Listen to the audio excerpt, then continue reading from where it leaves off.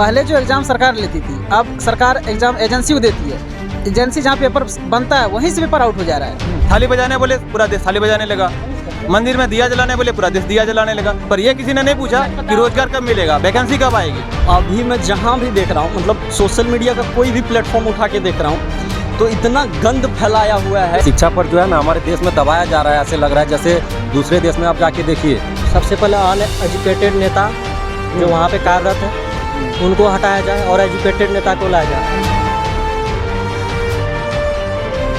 नमस्कार, टीवी 45 के खास कार्यक्रम ये पब्लिक है सब जानती है, इस मुद्दे को लेकर के हम आज अंबेडकर लाइब्रेरी आए हैं। देवघर का अंबेडकर लाइब्रेरी जो है काफ़ी फेमस है। सैकड़ों की संख्या में विद्यार्थी जो है वो यहाँ पर पहुँचते हैं, अध्ययन करते हैं। और चूँकि देश में माहौल जो है वो चुनाव का है, युवाओं का अहम रोल होता है नेता को चुनने में, समाज को बनाने में, हर क्षेत्र में। इसलिए हम युवाओं के साथ आए हैं, युवाओं के पास आए हैं। किस नज़र में युवा जो है इस चुनाव को देख रहे हैं, क्या मुद्दे उनके हैं। सीधे बात हम यहाँ के विद्यार्थी हैं उनसे करते शुरुआत। भैया आपसे करता हूँ, सबसे पहले आप नाम बताएं, कहाँ रहते हैं ये बताएं।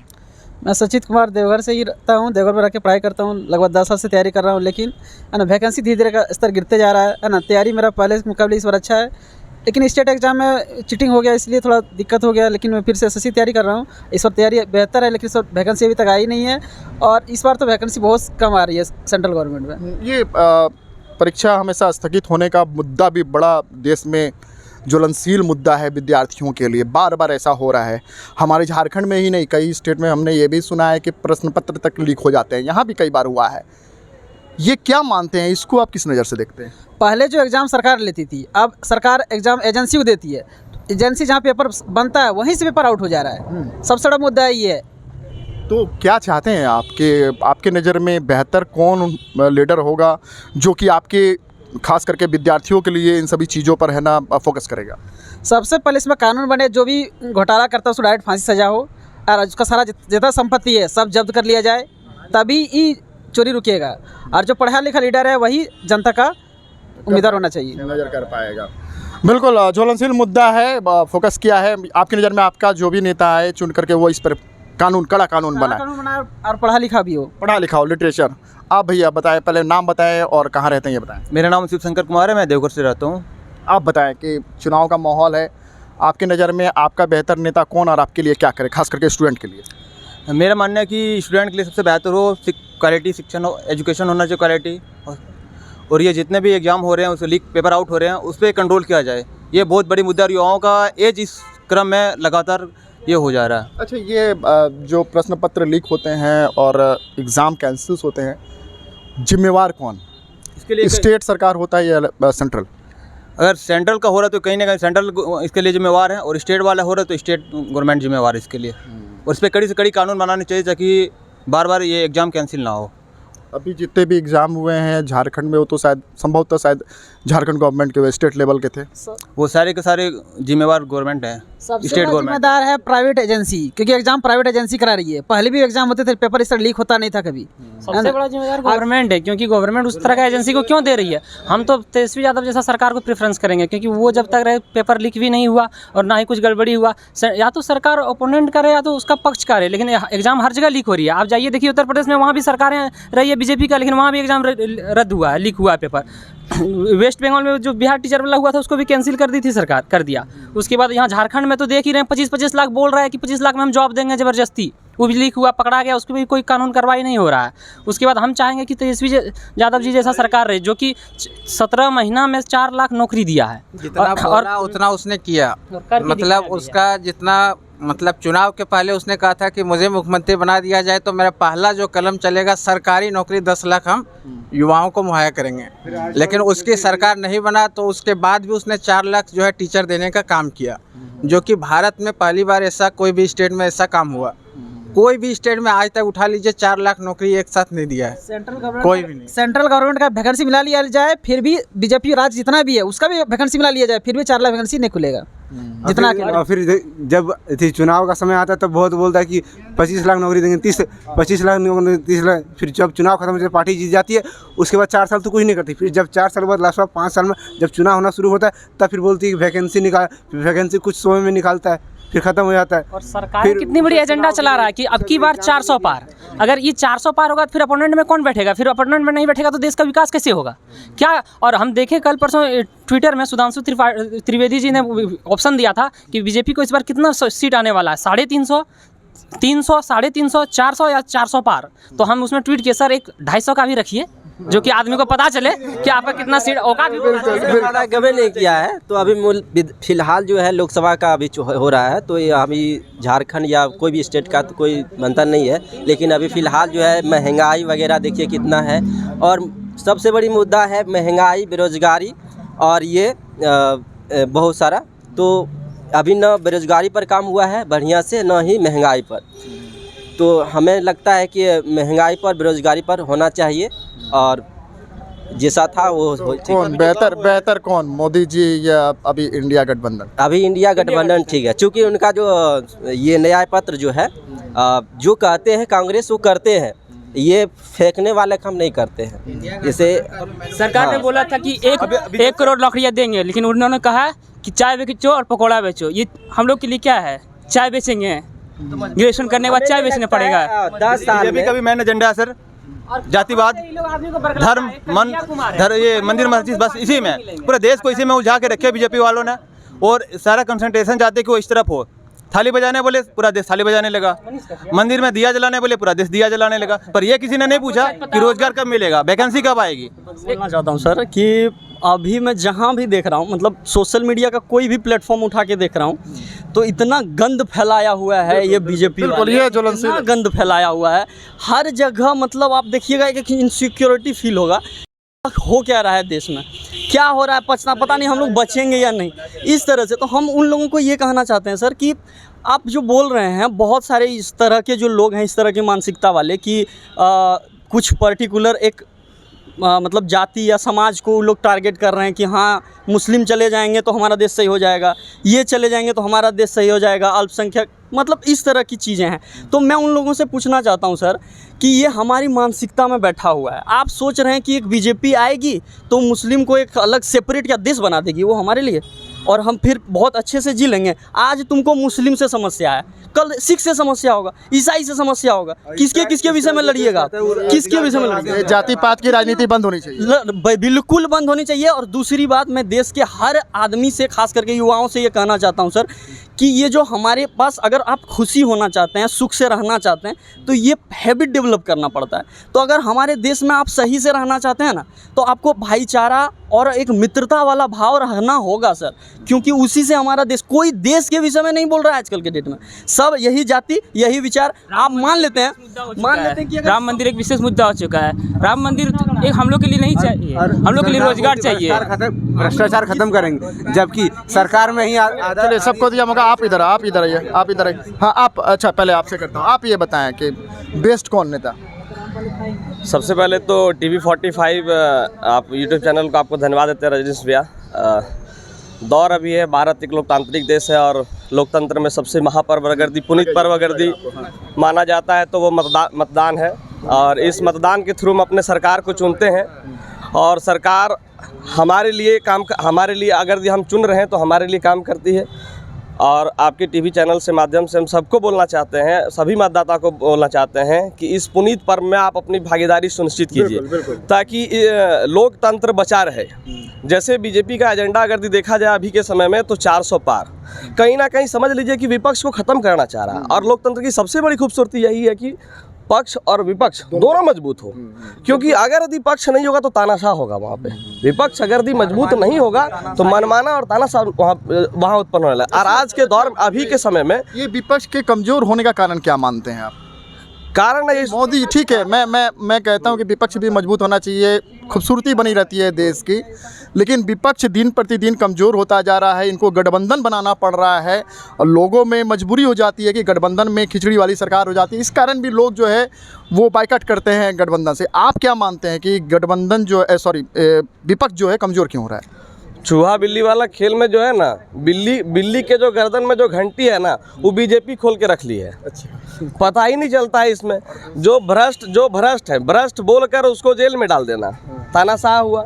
भ्रष्ट बोलकर अपने पार्टी में मिलाना तो वॉशिंग मशीन हो जाना। हम बीजेपी के खिलाफ नहीं है, ना ही कांग्रेस के खिलाफ है, लेकिन इस लोकतंत्र में अगर यदि आपको आप जिस नेता के ऊपर भ्रष्टाचार का आरोप लगा रहे हैं, आप उसको अपने पार्टी में शामिल करके वॉशिंग मशीन बना दे रहे हैं, उसको एकदम फ्रेश नेता हो जा रहा है। वॉशिंग मशीन वाली बात सर एक्चुअली मैं ये पहले बताना चाह रहा हूँ, जैसे कि आप लोग बोलें कि अभी विपक्ष जो कमज़ोर है वो क्यों है, तो मेरा कहने का सब तात्पर्य ये है क्योंकि अभी वो ऐसा उभरता हुआ नेता ही नहीं दिखाई दे रहा विपक्ष में। क्योंकि फर्स्ट पॉइंट ये हुआ, सेकंड पॉइंट ये हुआ कि ऐसा कोई लीडर नहीं है जो देश को मतलब कि अगर उधर से देखें हम मतलब गठबंधन सरकार में जो नेतृत्व कर सकता है। और रही बात मोदी जी की, तो मोदी जी अभी जो भी है whatever I don't know, but इतना मैं जानता हूँ कि अभी जो देश में जो है सबसे ज़्यादा पॉपुलर, देश में नहीं पूरा दुनिया में पॉपुलर, अब कैसे है वो पता नहीं है बट पॉपुलर है, ठीक है। हाँ तो जो भी है वो अलग बात है। अरे भैया हमको पॉलिटिक्स खेलना नहीं है, हमको देखिए हम बता रहे हैं, अपनी बात रखने दीजिए, सबको अपनी बात रखनी चाहिए। नो डाउट, देखिए ये इन्होंने भी मुद्दे की बात कहा है कि नो डाउट है कि विश्व में अभी जो है देश का नाम जो है वो ऊंचा हुआ है पहले की अपेक्षा में। ये अपनी बात रख रहे हैं। पॉइंट हुआ सर। दूसरा पॉइंट हुआ रही बात रोजगार के लिए, हम लोगों के लिए अगर कोई प्यासा है ना तो सबसे पहले उसे पानी चाहिए, उसको ना पॉलिटिक्स से लेने देना है। हम स्टूडेंट तो हम लोग को रोजगार चाहिए, तो इसमें गवर्नमेंट को डेफिनेटली कोई एक्शन लेना चाहिए। एक्शन ऐसा लेना चाहिए, अब मान लीजिए अब राज्य स्तरीय पे चलते हैं तो पेपर लीक हो जाता है, स्टूडेंट 4 साल से 5 साल से रगड़ रहा है, मतलब कि कितना प्रॉब्लम सहते हुए भी ये कर रहा है वो कर रहा है, फिर भी वो मतलब कि अभी तक अनएम्प्लॉयमेंट है। तो रीज़न ये है कि कहीं ना कहीं शिक्षा जो व्यवस्था है बहुत कमज़ोर है। अभी के दौर में वर्तमान स्थिति में आपके लिए बेहतर नेता कौन और क्या करे वो स्टूडेंट के लिए? सर मेरे अनुसार सर अब देखिए, अगर हम मतलब राहुल गांधी के बारे में बोलें तो कहीं ना कहीं राहुल गांधी बहुत ही अच्छा उभरते हुए नेता आ रहे हैं, उनको और मेहनत करने की ज़रूरत है। कहीं ना कहीं उनको मतलब अगर पीछे देखिए अगर 4-5 साल अगर कंपेयर करते हैं तो राहुल गांधी कुछ नहीं आता था। अभी उनको समय लगा, समय यानी कि 1-2 साल लगा तो डेफिनेटली मतलब कि एक कैंडिडेट बढ़िया वो मतलब आएगा। रही बात एजुकेशन की तो अरविंद केजरीवाल हमको लगता है सबसे अच्छा मतलब कि लीडर है जो एजुकेटेड है, लेकिन वो अभी मतलब अंडर द बार है तो ऑटोमेटिक है। मेरे कहने का यही मतलब है कि जो भी हो रहा है देश में वो मतलब कि स्पेशली स्टूडेंट के लिए बहुत ही निंदनीय है, बहुत ही दयनीय है। बस मेरा यही कहने का मतलब। चलिए और कोई आप इधर आप बात रखना चाह रहे थे? नहीं, एक मिनट, इनको भी मौका इनको भी। हाँ आप बताएं, आपके नज़र में बेहतर नेता कौन और क्या करे स्टूडेंट? सबसे पहले तो हम शिक्षा को लेकर बोलेंगे। शिक्षा पर जो है ना हमारे देश में दबाया जा रहा है, ऐसे लग रहा है जैसे दूसरे देश में आप जाके देखिए शिक्षा को एकदम GST बिल्कुल एकदम फ्री दे रहा है, जितना हो रहा है कम से कम दे रहा है। और हमारे यहाँ 18% शिक्षा पे GST है। हमारे यहाँ 300, हमारे पापा 300 मजदूरी करके अगर कमाते हैं तो 18% GST कैसे यहाँ पे हो सकता है सर, बताइए। तो ये तो अभी तो चुनाव जो है वो लोकसभा का है, आप स्टेट की बात करें, स्टेट में तो अभी बीजेपी की सरकार नहीं है, वहाँ पर बीजेपी की सरकार है। खैर, आप क्या चाहते हैं कि आपका लीडर जो चुन के आए वो क्या करें? वो सर तो सबसे पहले शिक्षा को ही मतलब जो है मजबूत करे शिक्षा को, क्योंकि हमारे लिए सबसे पहले हम शिक्षा को जानते हैं सर। आदमी को शिक्षा से चुनाव आयोग भी निष्पक्षता से चुनाव कराए, जैसे इंदौर में हुआ और सूरत में हुआ, बीजेपी जीत चुकी है, ऐसा ही हो रहा है हर स्टेट में ही। अच्छा चलिए आप। सर मैं अपने संपूर्ण जो चर्चा है 2 पॉइंट में ख़त्म करना चाहता हूँ। सबसे पहले अनएजुकेटेड नेता जो वहाँ पे कार्यरत है उनको हटाया जाए और एजुकेटेड नेता को लाया जाए, और युवा की कमी। धन्यवाद सर। युवाओं की भागीदारी होनी चाहिए। पूरा लोकसभा राज्यसभा में युवाओं को ही 90% से 95% मौका देना चाहिए, ताकि आप चुनेंगे शिक्षित उम्मीदवार को चुनेंगे। शिक्षित, बिल्कुल शिक्षित उम्मीदवार को चुनेंगे, तभी आपके शिक्षा पर ज़्यादा ध्यान दे पाएगा वो और सारा कुछ कर पाएगा आपके लिए। बिल्कुल, देखिए देश को बनाने में, समाज को बनाने में, जिस तरह से मैंने पहले भी कहा है, युवाओं का अहम रोल होता है। इस वक्त मैं देवघर के ऑटो स्टैंड पे पहुंचा हूं। कई ऑटो चालक के साथ साथ कई सजग नागरिक जो कहें वो भी हमारे साथ हैं, देश के सजग नागरिक भी हमारे साथ हैं। बात शुरुआत जो है हमारे साथ अंकल हैं, उनसे कहते हैं अंकल सबसे पहले आप अपना नाम बताएं और कहाँ रहते हैं ये बताएं। अर्जुन प्रसाद वर्मा, मेरा घर डुमरा गादी, देवघर प्रखंड, देवघर जिला। चुनाव का माहौल है, देश में चुनाव हो रहा है, किस नज़र से देख रहे हैं और आपके नज़र में अच्छा नेता कौन है और क्यों है? देखिए अभी वर्तमान समय जैसा गुजरा तो बीजेपी शासन काल में गरीबों का काम कम हुआ, बिल्कुल नगण्य हुआ। जो भी कुछ काम गरीब का हुआ है वो आपका क्या योजना थी, पंचायती राज योजना, उससे कुछ ग्रामीण में काम हुआ। पंचायती राज जो है सो स्वर्गीय राजीव गांधी के पीरियड में ही लागू हुआ था। या अभी जो काम हो रहा है आपका बीजेपी सरकार में, ये सरकार का काम नहीं हुआ है सो नहीं, लेकिन बड़ा काम हुआ। गरीबों का काम नहीं, बिल्कुल नगण्य हुआ है। इसलिए हम चाहेंगे कि गरीब पर भी ध्यान दिया जाए। अच्छा, कह रही है मोदी सरकार की गरीबों को राशन दिया गया, मुफ्त राशन दिया गया, आवास दिया गया, उज्ज्वला योजना दिया, ये सब कारगर नहीं रहा? कारगर रहा, लेकिन योजना का शुरुआत नए स्तर से तो ये कुछ नहीं किया। चावल आपका ये पीरियड में जो हुआ था कोरोना काल में, वो 2 साल तक चावल दिए। हम लोगों का वर्तमान चावल जो अभी मिल रहा है झारखंड राज्य में, वो तो झारखंड सरकार की देन है, झारखंड सरकार दे रही है। झारखंड सरकार सिर्फ हरा कार्ड पे देती है, बाद बाकी लाल और पीला कार्ड पे तो वो केंद्र सरकार दे रही है।